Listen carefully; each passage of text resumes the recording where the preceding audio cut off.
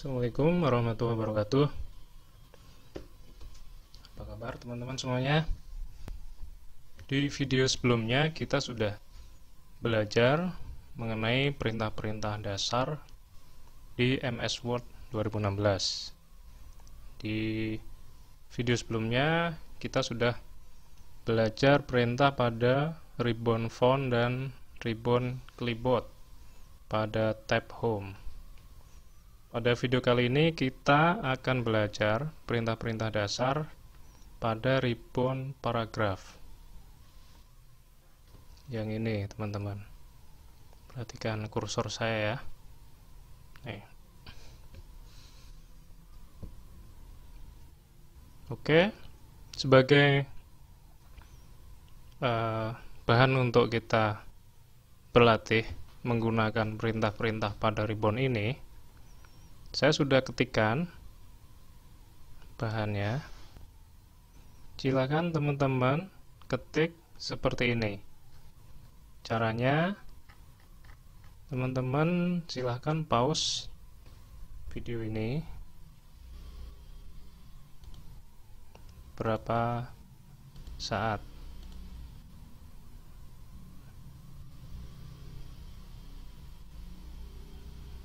Silakan teman-teman bisa pause videonya, kemudian di capture, kemudian di tulis di Word-nya masing-masing.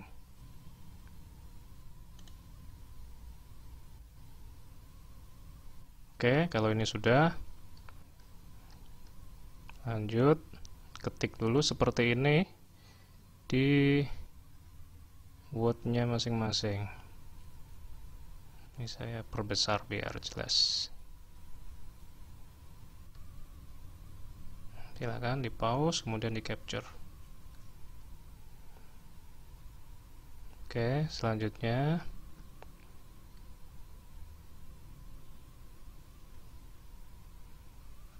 diketik sesuai contoh ya, teman-teman ya. Selanjutnya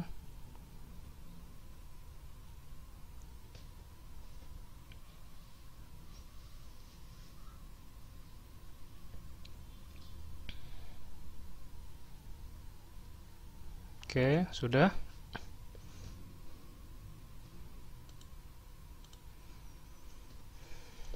Oke, setelah teman-teman sudah menyelesaikan ketikannya, seperti contoh dari bahan yang sudah saya buatkan, kita pertama akan mempelajari shading. Shading ini yang ini, teman-teman. Nah, ada tulisan shading, ada gambar cat. Untuk aplikasikan atau untuk membuat teks ini supaya bisa shading, atau lebih mudahnya gini, shading itu digunakan untuk memberikan warna pada baris teks yang kita blok. Seperti ini, caranya seperti ini. Pertama kita blok teksnya, kemudian kita pilih shading. Nah, otomatis satu baris dari teks ini akan diberikan shading. Oke, cara kedua bisa juga. Oke, saya undo dulu. Cara kedua, ini kita blok dari sini, perhatikan kursornya. Kita blok dari sini, kemudian kita pilih shading. Seperti itu, teman-teman. Kalau kita ingin merubah warna selain hijau, teman-teman klik tanda panah sebelah kanan icon. Nah, di sini ada banyak pilihan warna. Kuning, merah, terserah sesuai kebutuhan. Oke, saya contohkan di sini biru langit ya. Oke. Udah ya teman-teman ya, tinggal blok. Saya ulang lagi. Pertama bloknya boleh dari samping kiri, kemudian klik tanda panah ke bawah ini, kemudian pilih warna yang diinginkan ya. Oke, jika sudah, untuk judul-judul yang huruf besar semua, silakan teman-teman lakukan shading juga. Silakan sambil dipraktekkan.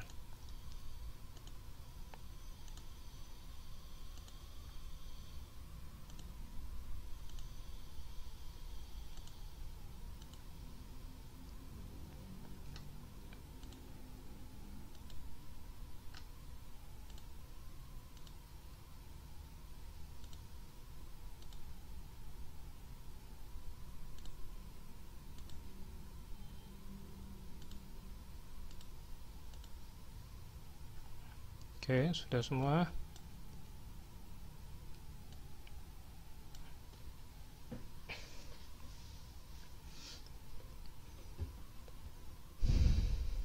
Sudah semua ya, teman-teman ya. Selanjutnya kita akan praktekkan perintah berikutnya. Oke, yang pertama align left. Align left ini artinya paragraf akan kita buat rata kiri. Ya, rata kiri. Jadi yang kiri ini nanti rata, yang kanan tidak rata, menyesuaikan kata dan kalimat. Perintahnya bagaimana? Karena ini kebetulan sudah align left, secara default pada saat kita ngetik pertama dia align left. Jika dia belum align left, misal ini awalnya dia align right, maka cara membuat supaya dia align left atau rata kiri, silahkan klik di sini, kemudian klik align left. Atau cara kedua, teman-teman blok di sini, kemudian klik align left. Oke. Atau di sini juga bisa klik align left. Ya. Yang penting di area paragraf ini, teman-teman kliknya. Bisa juga di sini. Oke, paham ya align left ya? Silakan teman-teman sambil dipraktekkan. Yang kedua, center. Center artinya paragraf yang kita buat, kita atur supaya dia rata tengah. Rata tengah. Rata tengah itu posisinya di tengah sini, teman-teman ya. Tengah itu maksudnya tengah dari margin. Ada margin sebelah kiri, ada margin sebelah kanan. Maka center atau tengahnya adalah di tengah sini. Oke, caranya di blok, kemudian klik yang sebelah tengah, center, atau Ctrl E. Oke, gampang ya. Selanjutnya align right atau rata kanan. Jadi paragraf yang kita buat akan kita atur supaya dia rata kanan. Dia akan rata terhadap margin sebelah kanan. Yang sebelah kiri dia akan mengikuti kata atau kalimat. Caranya sama seperti align left dan align right, align center. Di blok dulu atau taruh kursor di area paragraf, kemudian klik align right. Nah, seperti ini hasilnya teman-teman. Kanannya rata. Selanjutnya justify. Justify artinya paragraf akan kita atur letaknya, tata letak tulisannya menjadi rata kiri kanan. Oke, caranya tempatkan kursor di area paragraf atau di blok juga bisa. Kemudian klik justify. Maka dia sebelah kiri rata, sebelah kanan juga rata. Oke.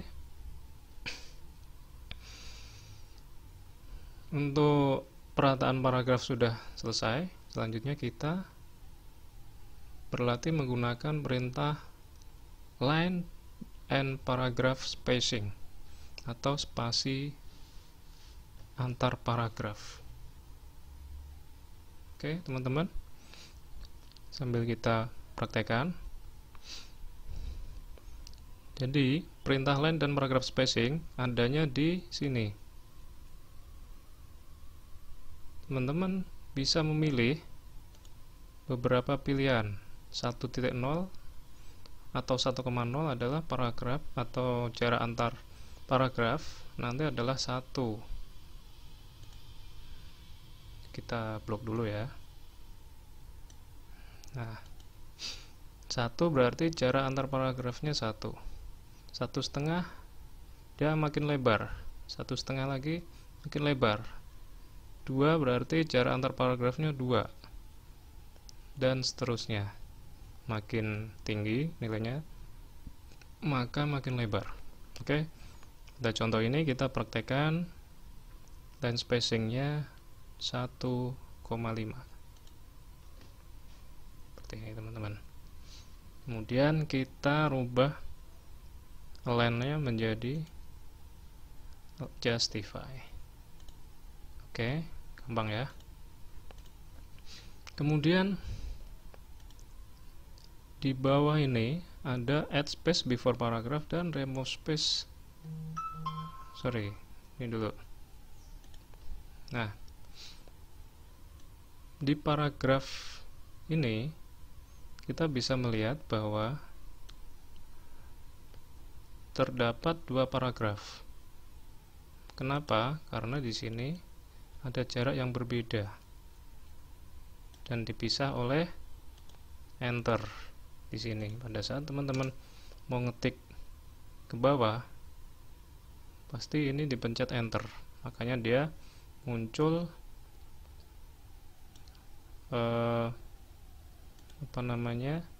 space after paragraph.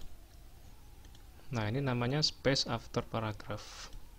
Jadi jarak setelah paragraf.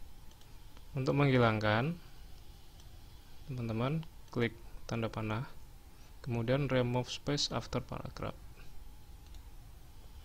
Oke. Jika kita ingin memberikan jarak, maka ditambahkan add space after paragraph. Kita bisa memberikan jarak lagi, add space before paragraph. Jadi sebelum paragraf, coba kita di sini bisa ketahuan perbedaannya. Jadi ketika kita berikan perintah add space before paragraph, maka akan terdapat space atau jarak sebelum paragraf.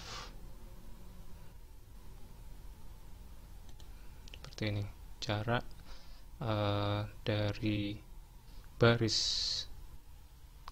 paragraf ke baris paragraf sebelumnya. Untuk menghilangkan, kita bisa pilih remove space before paragraph. Oke, paham ya teman-teman ya. Selanjutnya kita praktekkan perintah bullet. Perintah bullet adanya di sini teman-teman. Nah, ada beberapa pilihan, bisa teman-teman pilih, bisa juga teman-teman tambahkan. Misalnya tidak tertarik dengan itu, kita bisa pilih misalnya ini misalnya.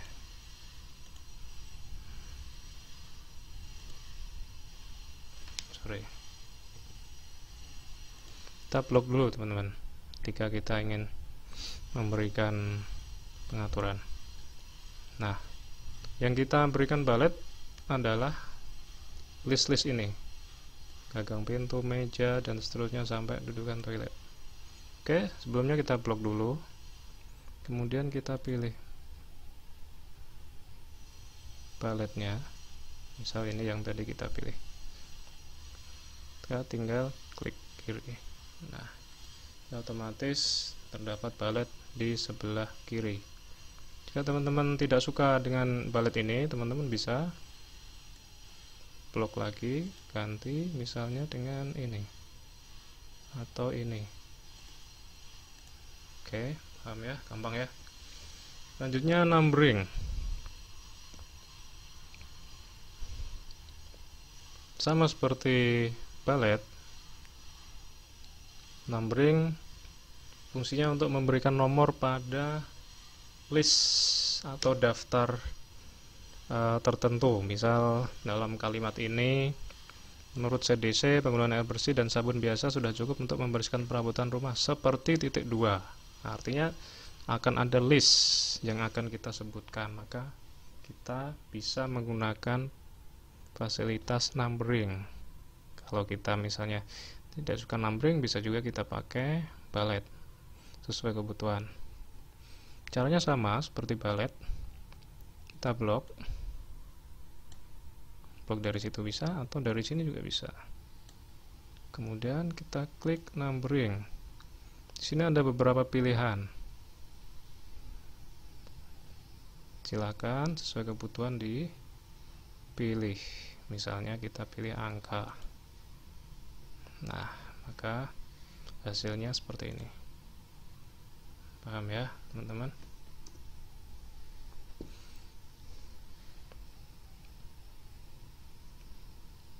Selanjutnya decrease indent dan increase indent.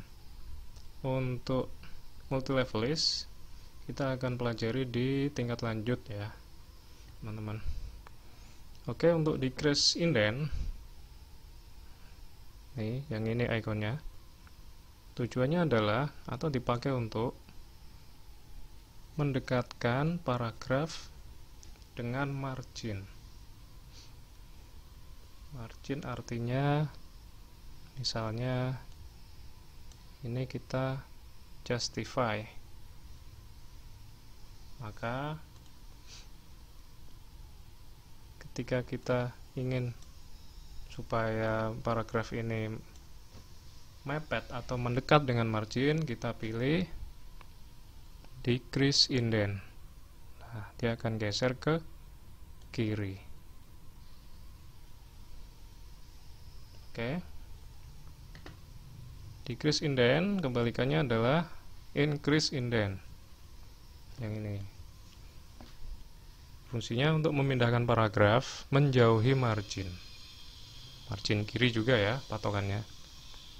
Contohnya ini kita blok, kemudian kita pilih increase indent. Nah, dia akan semakin menjauhi margin. Ya, bisa dipahami ya teman-teman ya.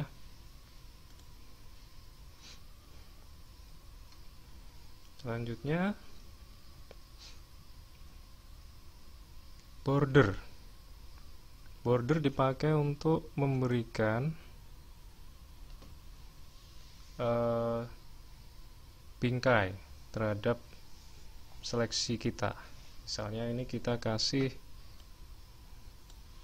ini misalnya teman-teman ya, ini mau kita kasih garis bawah atau kotak misalnya. Nah, maka dia akan ada kotak di dalam tulisan ini.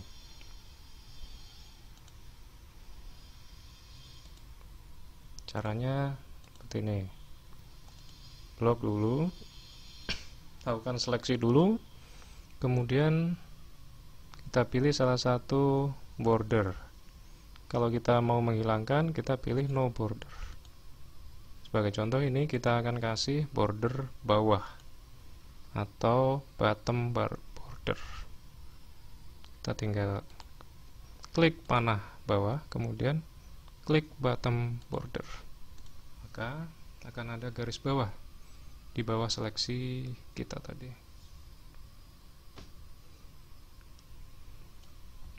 Oke, teman-teman diselesaikan latihannya. Ikuti contoh dari saya. Kita lanjutkan latihan berikutnya pada video berikutnya. Terima kasih.